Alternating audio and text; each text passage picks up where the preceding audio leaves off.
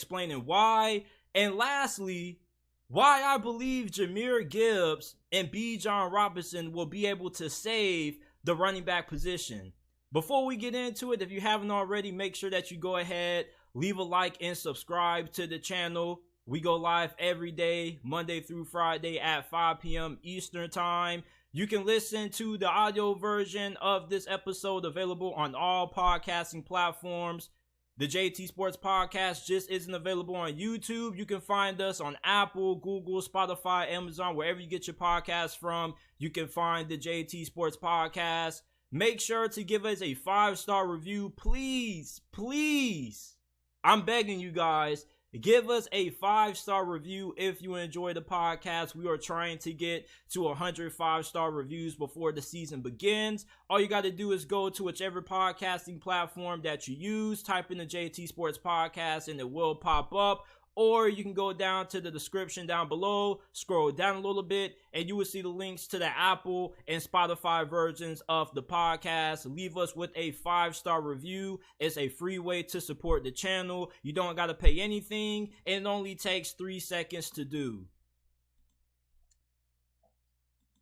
The fate of the Chicago Bears' upcoming season is largely going to lie on the shoulders of Justin Fields, and he has no more excuses.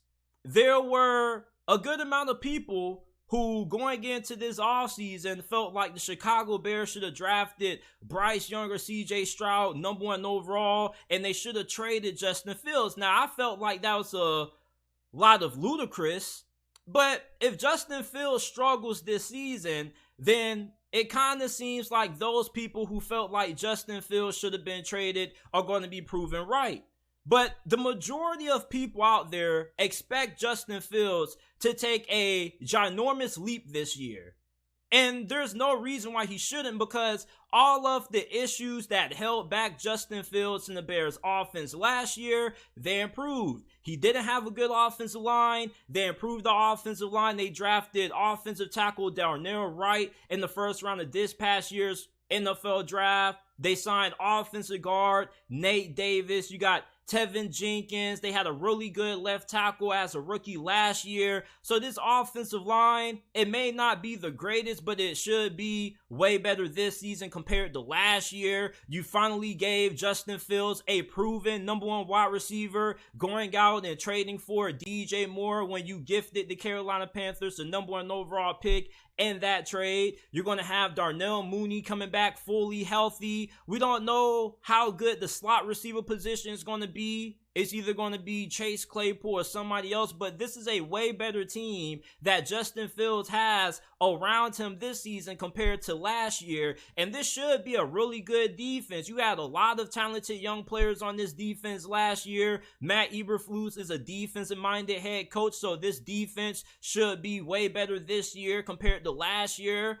Justin Fields has everything necessary for him to get the Chicago Bears to the playoffs this year. And how far they go this season is largely going to depend on how he performs. And Justin Fields was not bad last year. I'm a little bit puzzled that people who watched the Chicago Bears, at least people who allegedly watched the Chicago Bears last year, watched Justin Fields play and make it seem like this guy wasn't that good and he was a scrub. In the majority of the games that Justin Fields played in, when he was snapping, they were all decided by one possession. You remember the first time Justin Fields played against the Detroit Lions? They had no answer for this dude. And if Justin Fields ends up making the strides and improvement that many people expect him to make, Justin Fields not only is going to have a MVP caliber season, but the Chicago Bears are going to be one of the best teams in the NFC. I know that's a really bold statement. That's a really bold prediction. They're in a really competitive division. But when you have a quarterback that ends up reaching a superstar level, that's how good your team can become. Look at how good Trevor Lawrence was last year, and look how good Jacksonville was. They ended up winning their division. The Detroit Lions, they have a really good team, but when you have a superstar quarterback, it just takes your team to a completely different level. And I've even heard many people suggest that Justin Fields could have a similar leap in improvement to what Jalen Hurts had last year back in 2022. Justin Fields, he doesn't have to go against one of the toughest schedules in the NFL. The Chicago Bears only played 4 teams this season that went to the playoffs last year. One of those teams includes the Tampa Bay Buccaneers, who probably aren't going to be all that good this year. And I know that strength of schedule in the offseason isn't really a good metric to go by, but I think the Chicago Bears have a pretty manageable schedule. They don't play too many tough teams and too many teams that should give them a lot of problems. And if Justin Fields ends up balling out this year, I don't see no reason why the Chicago Bears shouldn't be able to win the NFC North this season. The Minnesota Vikings, they got Kirk Cousins. I think that you kind of are handicapped when you have Kirk Cousins at QB as opposed to when you have Justin Fields, who, if he ends up reaching that superstar level, without a doubt, he'll be the best QB in this division. Justin Fields is going to make or break the Chicago Bears this season. If he balls out, this is going to be amongst the best teams in this conference. And if he struggles this year and he's not consistent and he's inconsistent as a passer like how he was last season, then Chicago Bears most likely are not going to be able to make it to the postseason. They do have a solid team, but this team isn't going to be good enough to support a struggling quarterback. Now, do I believe Justin Fields is going to struggle? Absolutely not. He's my favorite player in the NFL right now, simply for the fact that he carried my fantasy football team on his back last year.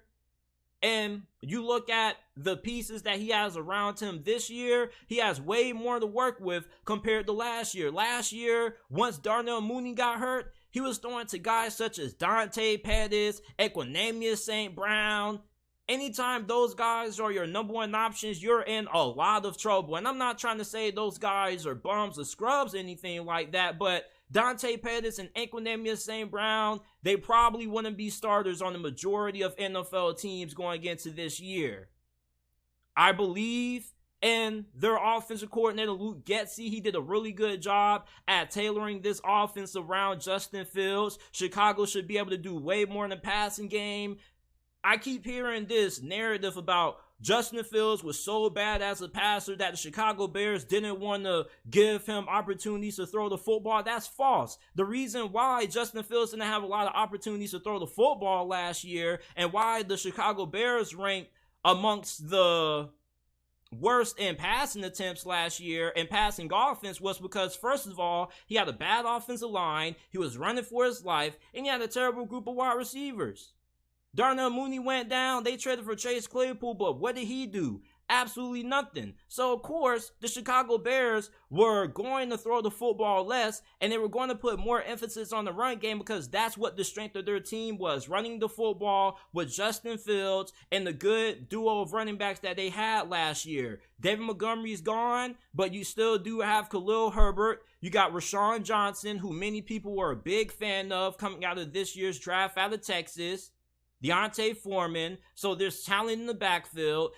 If Justin Fields ends up struggling this year, the people who were saying that he should have been traded at the start of this offseason, the Bears should have taken a quarterback in this year's draft, number 1 overall, they're going to be proven right. But if this man ends up balling out and snapping like how many people, myself included, believe that he will, I think the Bears are going to be a force to be reckoned with in this conference, and I think they probably will end up winning this division despite how good the Detroit Lions are. When you just got a good team and a very good quarterback, it's very hard to deny them winning their division. And Justin Fields, he is a pretty good deep ball thrower. When he's on, he's on. Not only can he kill you with his legs, but he also could end up being a fantastic passer with the addition of DJ Moore, who's been one of the more underrated receivers in the game.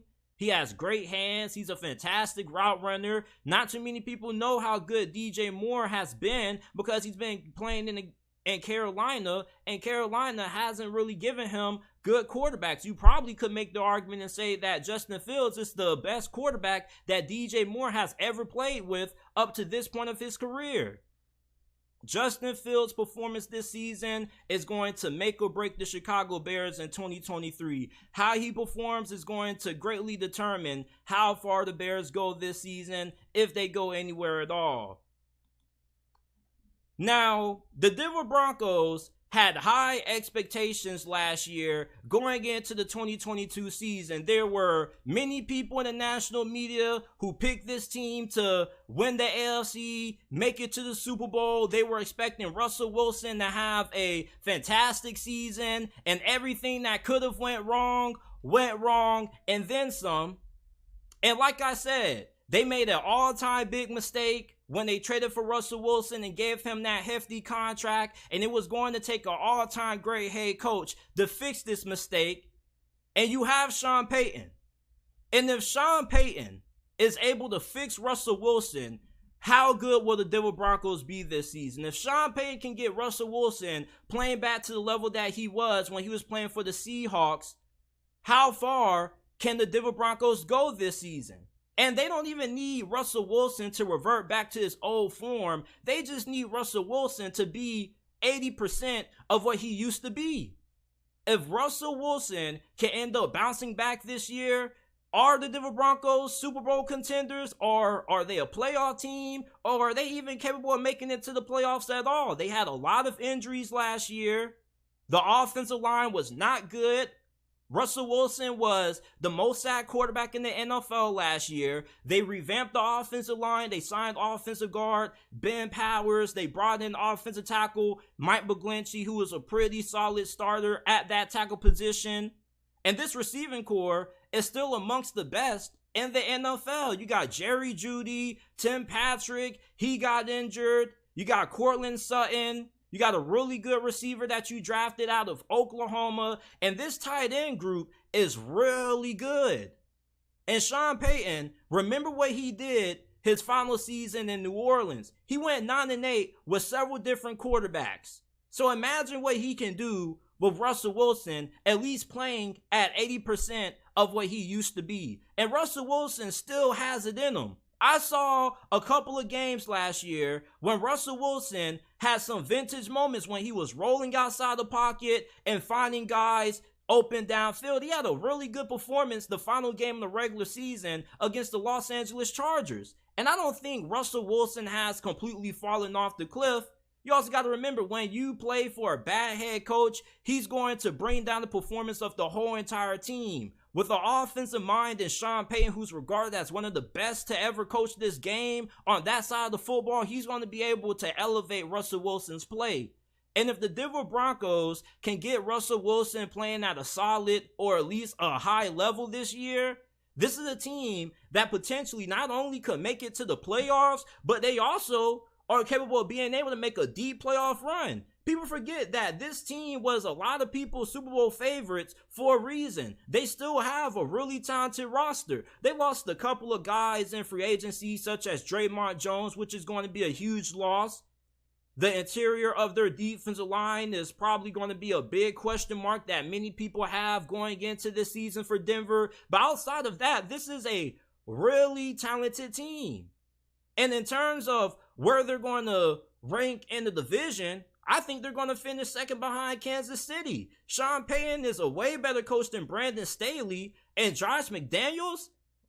Come on, man. The Raiders are probably going to be in the conversation for getting Caleb Williams. The Denver Broncos, if Russell Wilson is able to get fixed up and retooled and rebuilt by Sean Payton, this without a doubt should be a playoff team. And they potentially could be a dark horse Super Bowl contender if Russell Wilson plays even better. You got Javonte Williams coming back. He was hurt last year. This defense, you still got Patrick Surtain, amongst the best cornerbacks in the league. You got a really good secondary playing alongside of them.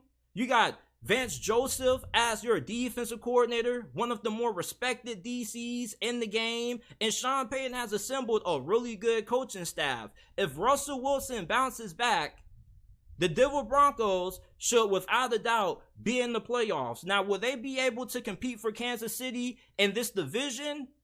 I don't know if I'm going to go that far. They could. I think they got a better shot than the Los Angeles Chargers and the Las Vegas Raiders. And the AFC is stacked, but if you have good quarterback play. You don't need great quarterback play when you have a head coach like Sean Payton, because he's just going to be able to elevate the whole entire team. But when you get good QB play, you're going to be able to make it far in this conference. And the Broncos should be able to get after the quarterback on the defense side of football. Those are two of the most important things when it comes to winning in a stacked conference like the AFC is right now. You got superstar quarterbacks like Patrick Mahomes, Justin Herbert in your same division. You got to be able to get those guys off the field by being able to get pressure on them. You also have to be able to get good quarterback play that's going to be able to keep you in games. Russell Wilson, I don't think he has to go back to what he used to be when he was playing at an MVP caliber level for the Seattle Seahawks, but I do believe that if they can get 80% of Seattle Russell Wilson, Denver should be a lock for the playoffs. Now, can they be contenders? I think there's a small chance they can be. We forget that not too long ago in the distant past, although a lot of Broncos fans want to forget it, many of you guys believe that that was going to be the year that you won another Super Bowl. You thought that Russell Wilson was going to be the answer, and he didn't look like the answer last year, which is why you brought in Sean Payton. Sean Payton is getting paid a lot of money to be able to rejuvenate Russell Wilson's career. He is getting up there in age. He's in his 30s. But I don't think he doesn't have anything left in the tank. I just think that him and Nathaniel Hackett weren't a good fit.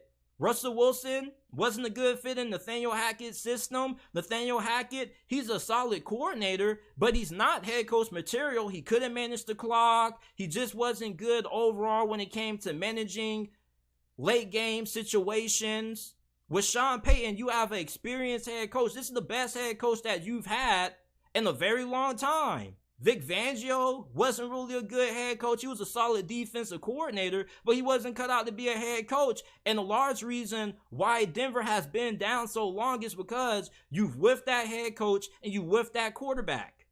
You bring in Sean Payton, who's going to fix the head coaching problem, and he should be able to get Russell Wilson playing back at a high level. And if you are somebody who's going to play devil's advocate, and you're going to say, JT, how do we know Sean Payton's going to be able to rejuvenate Russell Wilson? I mean, just look what he did his final season in New Orleans. He won 9 games with Jameis Winston. Jameis Winston had the New Orleans Saints on top of their division. They were 5-1 prior to losing to the Tampa Bay Buccaneers, in which Jameis went down with a season-ending injury in that game. Prior to that, Jameis Winston had a 14-2 touchdown interception ratio, which was the best in the NFL. Jameis Winston was not only playing his best football, but his most efficient football under Sean Payton. He had also had to start Taysom Hill, Ian Book, Trevor Siemian, and was still finding ways to win games.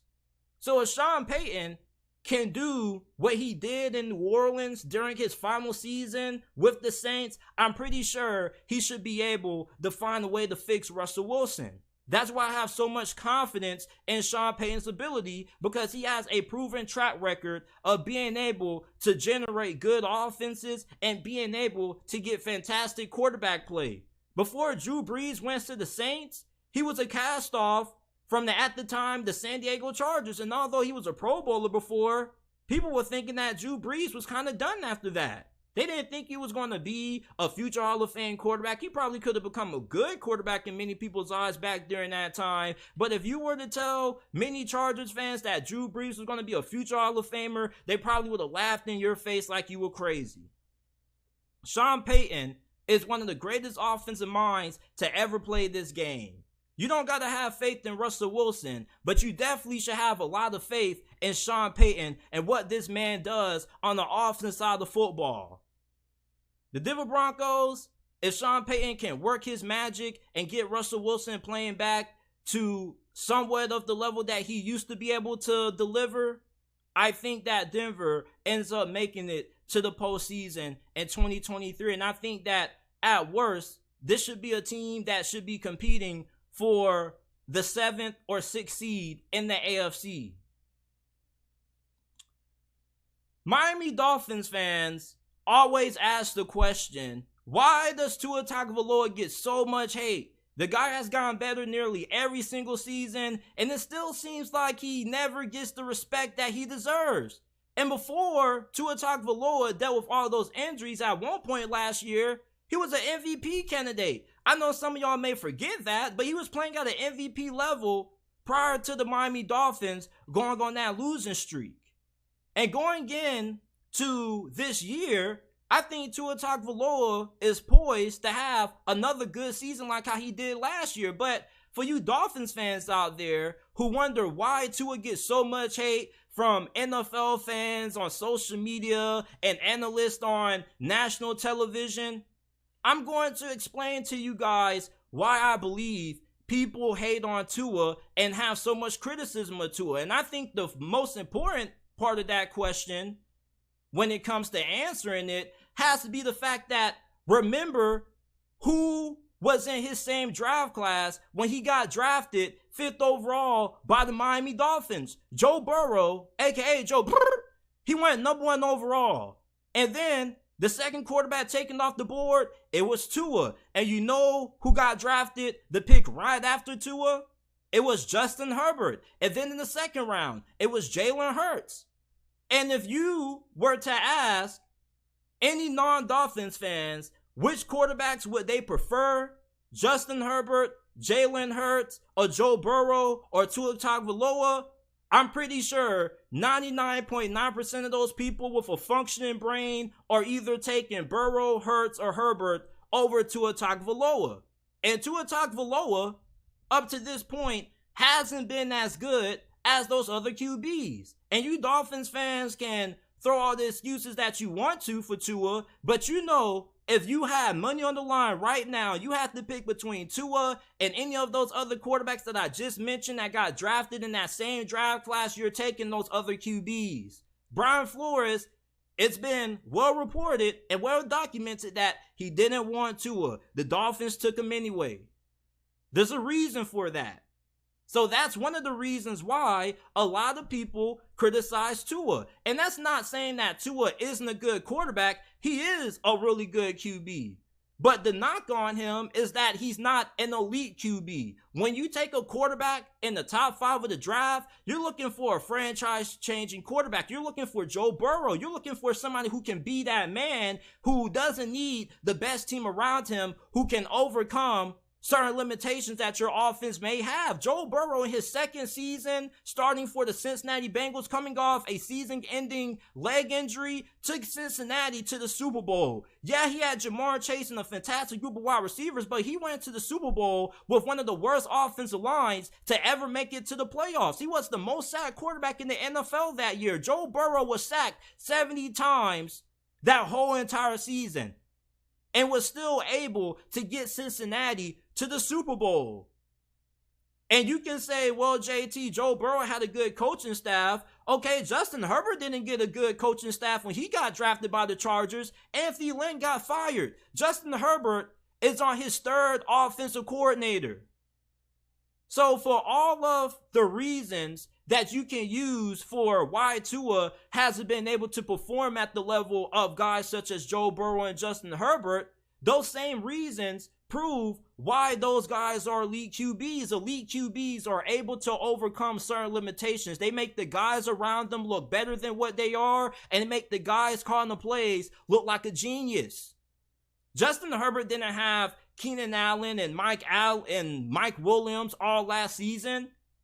Both of those guys missed significant time with injury last year.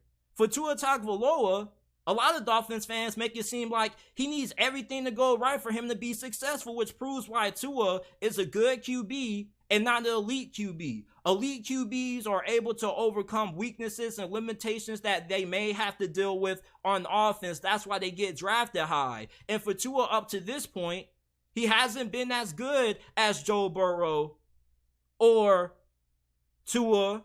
He hasn't even been good as Jalen Hurts. And you can say Jalen Hurts has a better situation, which I agree with that. I think it is fair to say that Jalen Hurts still has a little bit more that he has to prove. But when you look at Justin Herbert, I mean, this dude carried the Chargers to the postseason with no run game and a bad offensive line that dealt with a lot of injuries and the offensive coordinator that was holding him back with his conservative offense. So that's one of the reasons, and probably the biggest reasons, why Tua Tagovailoa gets the hate that he does. Another one is that he's not as talented as the quarterbacks who were drafted in the same draft class as him. He doesn't have the strength of an arm that Justin Herbert has. He's not even as good as an athlete as Jalen Hurts, Justin Herbert, or Joe Burrow are. So he's a limited athlete, does have a strong arm. So that's also a reason why people criticize and hate on Tua. Every time Tua's throwing a deep ball on social media, there's a lot of people that always go to the comment section and say, oh, he underthrew it. Even when he put the pass right on the money, people will still say that he underthrew it, which tells you that a lot of people don't really watch football. They just go with whatever narrative the media throws out there. They just run with it. That's Tua. And also Tua is unable to stay healthy, which may be the second biggest reason why Tua gets so much hate. You're a franchise quarterback. You got to be on the field to be able to produce and help your team win. When you're not on the field, your team is at a disadvantage. So when you look at the three biggest reasons why Tua Tagovailoa gets a lot of hate, first one, he was drafted in the same draft class as Joe Burrow, Justin Herbert, and Jalen Hurts, and he got drafted above Jalen and Justin Herbert. I'm pretty sure most people believe that Justin Herbert and Jalen Hurts are better quarterbacks than what Tua is right now. And that's not a knock on Tua saying that he's a bad QB. He is a really good QB. He's just not an elite QB like a Justin Herbert or even a Jalen Hurts is. And if you want to say that Jalen Hurts still hasn't proven that he's an elite QB, you need another good season of what he did last year. I can understand that. But you still can't deny the fact that Jalen Hurts right now looks like a better QB than Tua when you watch the film. It's not like Tua didn't have a great group of receivers. He may not have had the offensive line, but if you put Jalen Hurts with how he played last year and replace with Tua Tagovailoa, I don't really think there's a big drop-off in production because of Jalen Hurts' ability to extend plays and also pick up a lot of yards with his legs. So that still goes to another reason why people criticize Tua, which was my second point of he's not as talented as Justin Herbert, Joe Burrow, and Jalen Hurts. Joe Burrow isn't the most athletically gifted guy neither, but when Joe Burrow decided to get outside the pocket and run last year, he had some damn good runs.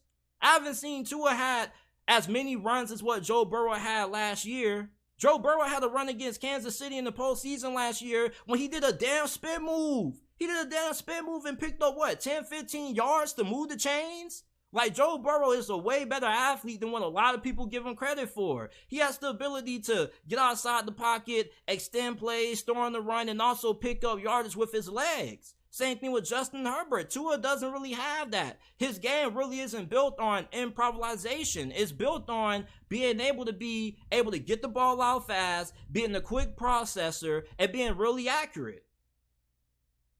So this segment isn't me hating on Tua, but it really is me explaining why Tua gets so much hate. This is me giving you guys reasons for why people criticize Tua constantly on social media and don't really give him a fair amount of respect. I do think that Tua played at a really high level. He was a MVP candidate at one point last year, and people just kind of seem to forget that or just throw that out the window because the Dolphins entered a rough stretch of the season where they struggled. They struggled against San Fran, the LA Chargers, and you can use concussions and the bad offensive line as a reason for that all you want to, and the team not playing good.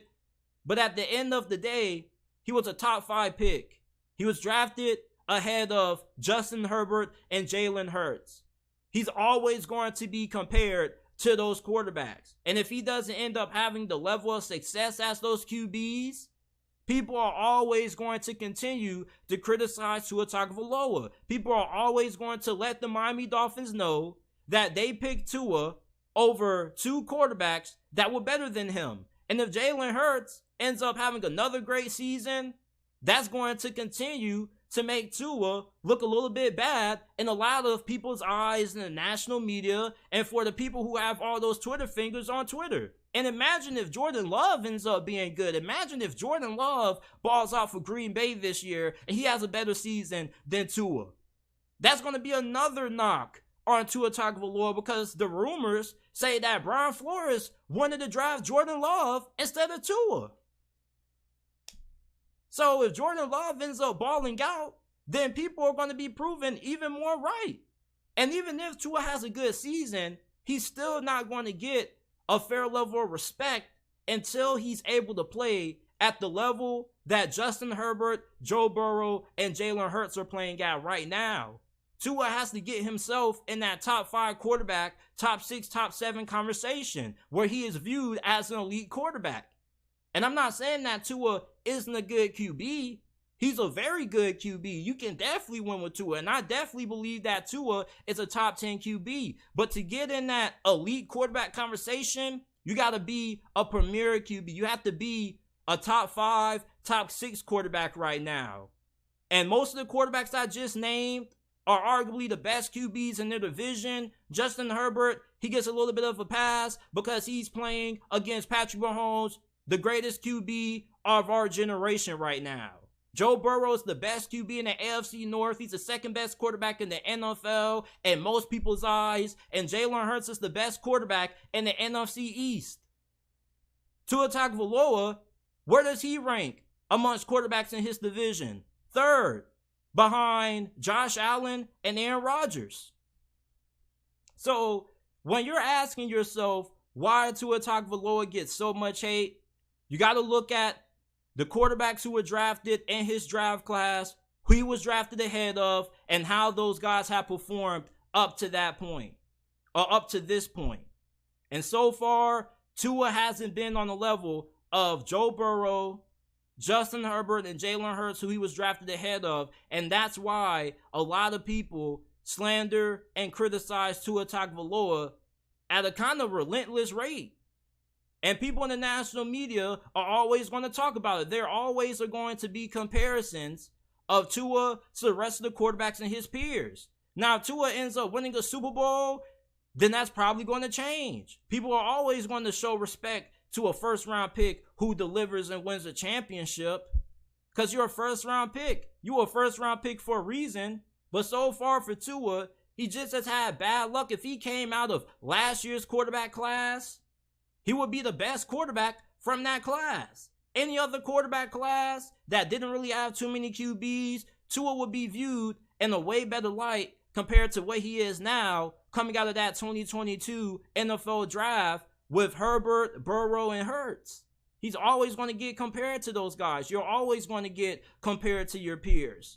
And nobody cares about the situation. That's why I keep trying to tell you Dolphins fans, like, nobody's going to feel bad for Tua. You can try to justify why Tua isn't as good as those guys. But if somebody was to come up to you today and ask, hey, would you rather have Justin Herbert, Joe Burrow, or Jalen Hurts, or remain with Tua as your starting QB, you're going to take those other 3 QBs over Tua Tagovailoa. And you can come down to the comment section and lie to me all you want to, but you're lying to yourself and you're lying to everybody else because everybody knows that Jalen Hurts, Justin Herbert, and Joe Burrow are better QBs right now, more talented quarterbacks than what Tua Tagovailoa is. The running back position has started to lose a lot of value over the last couple of years. It's not what it used to be viewed as. Running backs used to be the class of the NFL. They used to be viewed as a really big piece, the championship team. And now you got guys like Dalvin Cook getting cut, who was one of the best running backs in the NFL last year, still one of the best running backs in the NFL. Saquon Barkley can't get paid despite being arguably the most talented running back in the league. And Josh Jacobs led the NFL in rushing with 1,600 yards, and he's still struggling to come to terms on a new contract with the Las Vegas Raiders. Now, why has the running back position decreased in value over the years? Well, it's simple. You got a short shelf life at that position. Once you pay a running back, they kind of start to go down in production. Look at what happened to Ezekiel Elliott. The Dallas Cowboys gave him all that money, and then he ended up falling off fairly quickly. Le'Veon Bell got a massive contract with the New York Jets, and right after that, he became an average running back, below average running back, and he's been bouncing around the NFL ever since. And you can find a good running back easily, not even in the first round. You can find a good quality running back in the 3rd, 4th, 5th, and even in the 7th round. Isaiah Pacheco was a 7th round pick, and he was better than Clyde Edwards-Helaire last year, who was a 1st rounder. Clyde Edwards-Helaire has been a bust up to this point in his career, and he got outplayed by a 7th round pick. Same thing with James Robinson. The year Leonard Fournette got cut by the Jacksonville Jaguars, James Robinson was an undrafted rookie free agent. He ended up having a really good rookie season. That just shows you how easily replaceable the running back position is. But when you look at Bijan Robinson and Jahmyr Gibbs, I think they're going to be able to bring value back to the running back position. And why do I feel that way? Well, these are two of the most talented running backs that have entered the NFL in the last couple of years. There's a reason why they were the first 2 running backs to be drafted in the first 12 picks of a draft since 2017 when Fournette and Christian McCaffrey got drafted. Bijan Robinson and Jahmyr Gibbs, they're not your traditional halfback. They are truly a weapon. You can line them out wide at receiver because they're good enough to be as good as a wide receiver 3. They have very fantastic route running. And then if you want to use them still at the running back position and have them catching passes out of the backfield, they're going to be too hard for linebackers to cover because they're route running and that's good as a wide receiver 2. Bijan Robinson and Jahmyr Gibbs, they train with Gold Feet Global down in South Florida. Gold Feet Global is one of the best receiver coaches that most receivers train with during the offseason. And when you look at what Bijan Robinson did at Texas, this dude was a monster. He was damn near Texas' whole offense in certain games. And you look at Jahmyr Gibbs, how explosive he is. He's one of the fastest running backs in the game. You put that out in the slot, I don't think there's going to be too many defensive backs that are going to be able to slow him down with how good of a route runner he is. Same thing with Bijan Robinson. It's just that in today's NFL, if you're trying to be a running back that lasts long in a league, you have to not only be able to stay healthy, but you got to be able to do more different things than guys like Nick Chubb and Derrick Henry. You have to be able to have a tremendous impact on the passing game. It's a passing league. People say that over and over again. You don't need to have an elite running back to win the Super Bowl. Kansas City just proved that. They won with Isaiah Pacheco, who was a 7th round pick. If you can't have a big impact on the passing game, you're going to be viewed as easily replaceable. Christian McCaffrey. Leonard Fournette was drafted in his same draft class. Leonard Fournette is still a free agent. Christian McCaffrey is the highest paid running back in the league. You want to know why? Because Christian McCaffrey is a weapon. If the 49ers didn't trade for Christian McCaffrey last year, do you guys think they go as far as what they did last season? I don't think so. When Christian McCaffrey is healthy, he's the best running back in the NFL. You want to know why? Not just because he's good as a runner, but he also brings tremendous value to your passing game. That's what Bijan Robinson and Jahmyr Gibbs brings with their new teams. Atlanta has already been playing around with Bijan Robinson, lining him out wide. Same thing with Jahmyr Gibbs. He's been playing a little bit of receiver throughout minicamp and OTAs for the Lions. So if you're a running back in today's NFL and you can't be effective in the passing game, then your value diminishes and you're easily replaceable versus somebody who can do a boatload of things. These were two of the best running backs coming out of this past year's draft class, not just because they were good runners, but also because of what they bring to your passing game. You line Bijan Robinson and Jahmyr Gibbs in the slot, and they're a huge threat because these guys after the catch are going to be hard to bring down. You're going to have defensive backs such as cornerbacks and safeties trying to tackle Bijan Robinson in the open field. Yeah, good luck with that. Same thing with Jahmyr Gibbs, elusive with elite acceleration. And look at some of the guys in the NFL that are getting paid really, really well at running back. Austin Eckler, he's struggling to get a deal. Even though he's a really good pass catcher, he's not as good as a true running back. You look at Alvin Kamara, outside of Chris McCaffrey and Saquon, he's probably up there in that same discussion. Alvin Kamara is a weapon. Not only is he a good running back, but he's also really good when it comes to catching the ball out of the backfield.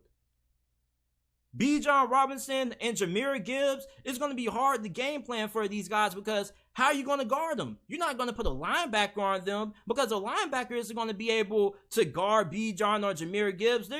There aren't too many linebackers in today's NFL that have the coverage ability to guard a Bijan Robinson or Jahmyr Gibbs when you look at how polished these guys are as route runners at the running back position. And then you can line these guys up at receiver and then find ways to get them the ball in space. Defensive backs are not that great at tackling anymore. It's not the 90s and early 2000s when you had cornerbacks who could come down and lay the wood on somebody. These cornerbacks now, they don't want to get dirty. They don't want to get down and gritty and want to start trying to tackle folks. They're ankle biters. They're ankle tacklers. They're shoestring tacklers. That's why Bijan Robinson and Jahmyr Gibbs got drafted in the first round. These guys bring a different element in the passing game than your traditional running back, and they also have elite athleticism. They have great athletic ability. This is what you need to have if you're trying to be one of the highest paid running backs in the NFL and if you're trying to have longevity. Yeah, the running back position just traditionally and naturally is going to have a short shelf life because you're getting brought down and you're getting busted up by 300 and 350 pound defensive tackles. But at the end of the day, though, you're still going to be good enough to get paid even if you don't have a long lifespan. We know running backs can't play 15, 20 years in the league. We understand that. But they can at least last 8-9 seasons where they get paid a pretty good contract.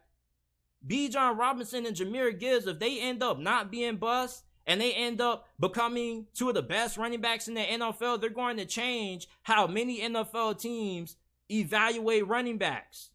If you can catch the football out of the backfield and you have really good route running ability that allows you to be aligned or put out wide at receiver, you bring more to the offense versus a guy like Josh Jacobs and Nick Chubb who only brings you good value as a pure running back. It's a passing league.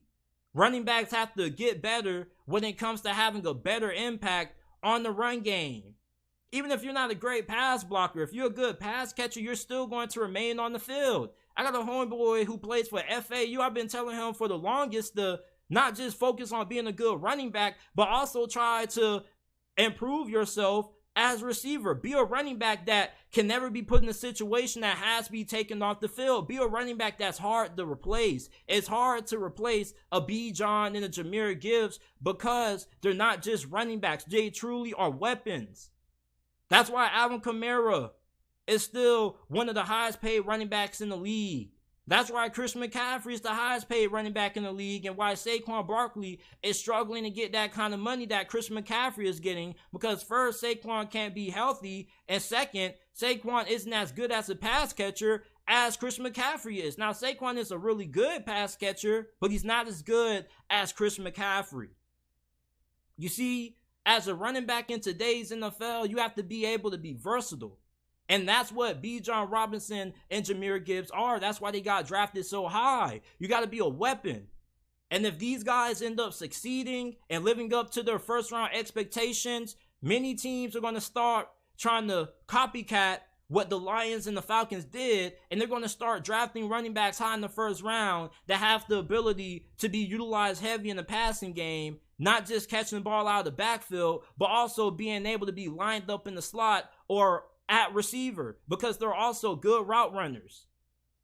Bijan Robinson and Jahmyr Gibbs could potentially change how the running back position is viewed and the kind of running backs that end up getting a lot of attention around draft season based on how they perform.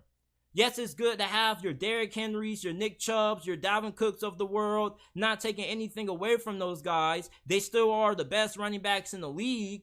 But the NFL is starting to change. It's a passing league, so therefore running backs have to evolutionize. Just like how the quarterback position has evolutionized, however you pronounce it. There was a time ago where the NFL was dominated by pocket passers. You had to get underneath center, and you had to be able to throw the football effectively from inside the pocket. And if you couldn't do that, you were not going to get a shot at QB. Then you have your guys like your Randall Cunninghams come along. You have your Slash Stewarts coming along. You got Mike Vick. Then you got Cam, who comes from a spread offense. The quarterback position started to change. It started to evolutionize. And that's what's happening to the running back position. The running back position isn't going to become extinct like the fullback position. You still are going to need a running back. You can't just have 10 guys on the field. But the NFL is going to start looking for running backs that have similar skill sets like Bijan Robinson, Jahmyr Gibbs, who are gifted catching the football out of the backfield and can play receiver and are good enough to be your wide receiver 3, wide receiver 2.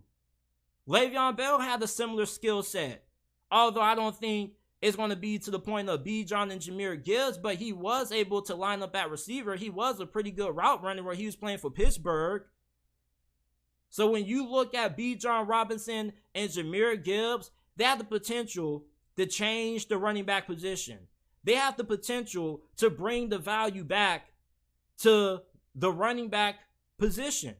The running back position isn't all about just being a great runner anymore. It's not about running through defensive tackles or running over linebackers. Teams want a running back that can not only do that, but can also be used as a receiver that can have a big impact on the passing game. And if Bijan and Jahmyr end up panning out, the NFL is going to start copying what the Falcons and Lions did, and you're going to see more running backs that have this similar kind of skill set getting drafted high in the NFL draft.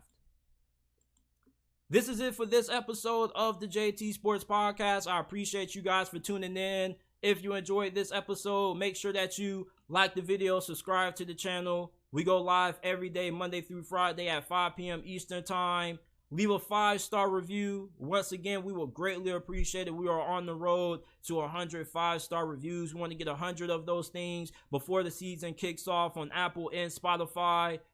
We're available on all podcasting platforms, Apple, Google, Spotify, Amazon, wherever you guys get your podcast from. You can find the JT Sports Podcast. I appreciate you guys for tuning in this week. Have a good week.